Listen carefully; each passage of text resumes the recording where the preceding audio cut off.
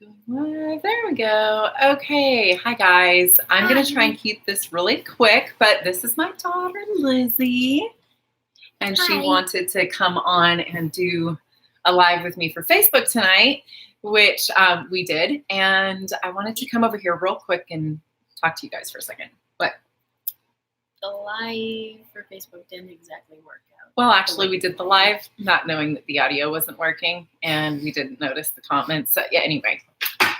Bottom line, we're here, and I'm pretty sure the audio is working. We checked the microphone. It switched back from external to internal. We should be good to go. Anyway, I wanted to show you guys just really quick the basic way that I do my own research. And it surprises me how few people actually do their own research on essential oils. What inspired this was earlier today, one of my downline messaged me saying that someone that she was talking to was commenting on the fact that Ningxia Red, which is a wolfberry and other berry superfood juice that Young Living makes. It's got juices in it, like blueberry juice, grape. Aronia. Yeah, lots of stuff. Yeah. But anyway, bottom line, that there's no research on wolfberries, just like essential oils. Okay. So first things first, I know most people are going to say don't Google. Well, here's the thing. I actually do Google a lot of things, but I go far beyond just basic Google searches. So the very first thing that I did, so I was like, okay, I already know what I know. I didn't need to prove anything because I've already done tons of research on wolfberries. I know there's research out there, scientific proof that wolfberries, especially wolfberries grown in the Ningxia province of China, are really amazing. I already knew that. But I was like, okay, let's just pretend for a second that I'm a noob and I don't know anything. So I pulled up Google and I just simply Googled wolfberries. Okay, that's all I did was Google wolfberries. I Googled it. And one of the very, very top search results was a published scientific study that's extensive. Feel free, go Google it, see what you find. But it was on PubMed, which is a platform I utilize a lot. So I will show you guys how I find specific research studies. But I just Googled because I was like, well, let's just pretend I'm the average Joe that doesn't know anything about anything. That's probably the first thing they're going to do. They're either going to go to Google or YouTube, maybe occasionally Pinterest, but Google and YouTube are your primary search platforms. So I did that, and the very first thing I found was a research study. It wasn't even blogs by random mom bloggers or the naysayer type blogs where they will come along and they'll be totally bashing and destroying whatever it is, because there's a lot of those that are out there that are just trying to get clicks or intentionally trying to help with maybe some of these larger organizations that aren't going to do well by us all actually maintaining a proper and appropriate level of wellness. So I won't go on that rant, but bottom line, I'm not going to tell you not to Google because Googling can actually lead you to some really great information.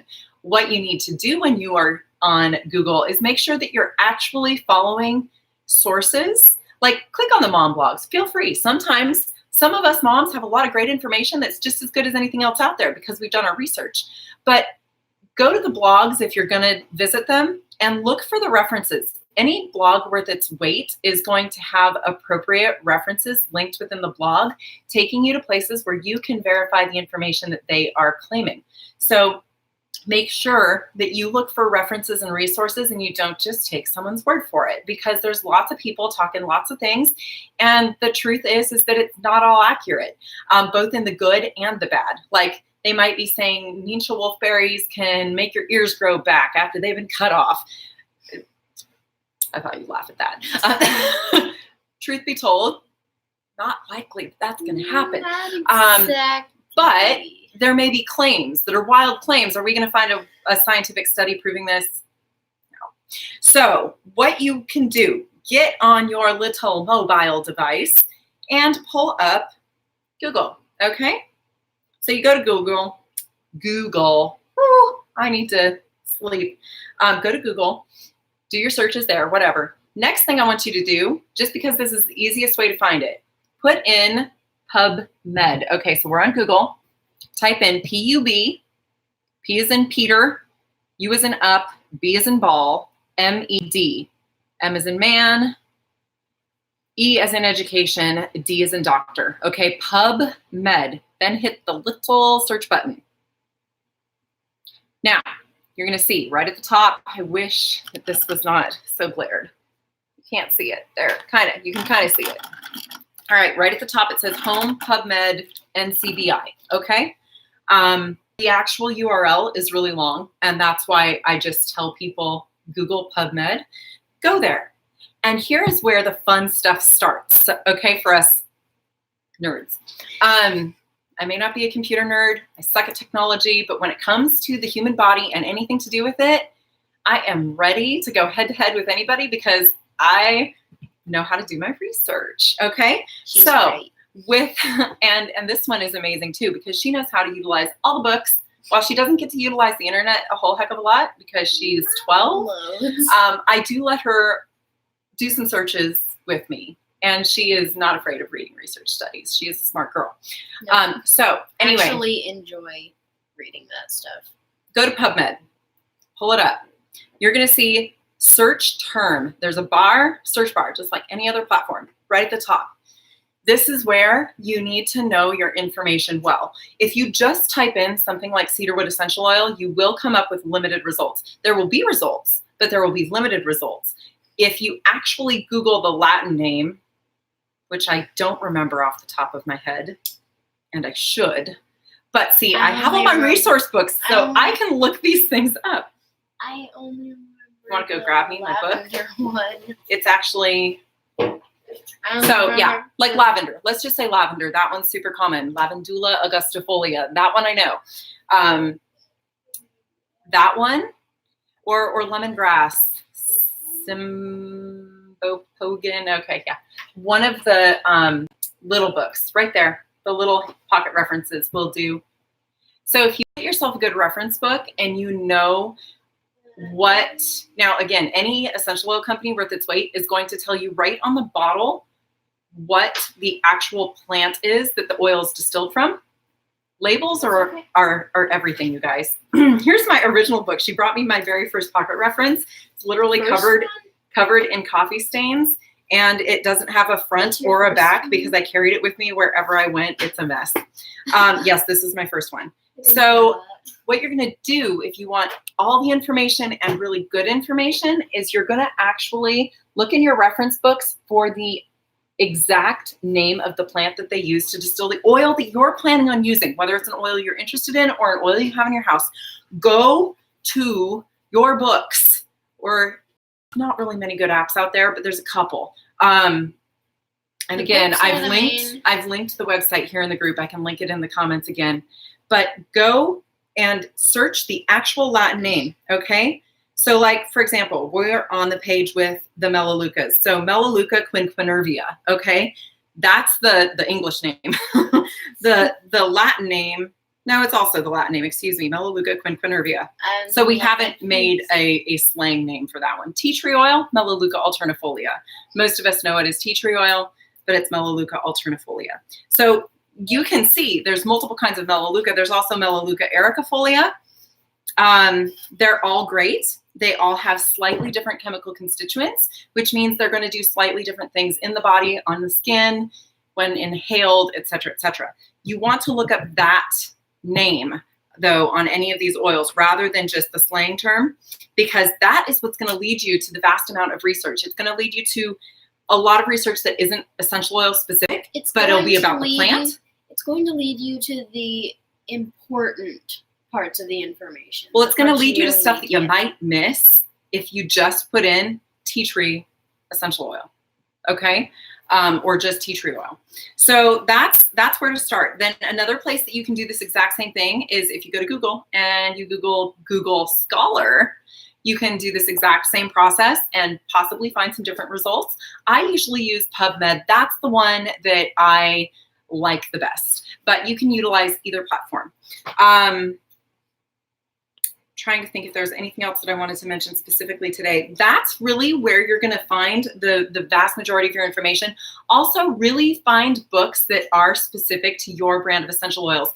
If you are with Young Living, Life Science Publisher is fantastic for that. If you are not, go to whatever company you get your oils from and ask them where they recommend you get resources. If they can't tell you where they recommend they get resources, ask around, post on Facebook, post on Life Management Tribe, do some Google searching, find out where you can find books that are specific to your brand, because there are a lot of brands out there that have publications written for their brand that might give you more information than you're going to get from the essential oil company. Like, for example, if you call Young Living, they're not going to be able to tell you how to use your oils. That's not their job. If it's not on the website, like whatever's on the website is the basic stuff. It's going to say you can diffuse 3 drops for up to an hour or 15 minutes or whatever. You know what I mean? It's going to say the basics.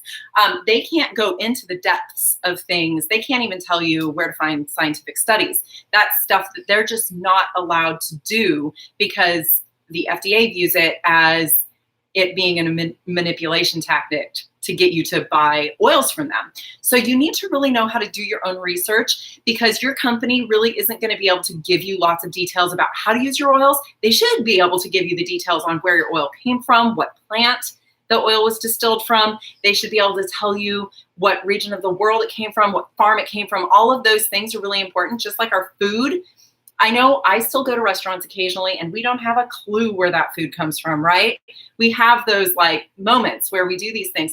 But when I am purchasing food, I do my best to buy from stores that source from local organic farms so that I know where my food is coming from. I actually buy from this one store down in Fayetteville, Arkansas, because they have a seed to seal like guarantee like Young Living does, in that they do this tour de farms every year. You can go and visit the farms. You can even go when they're not doing their tour, but every year they have a special event called the Tour de Farms. And you go and you can see all the farms where all these things are from. And in the store, every single item is listed by what farm it comes from.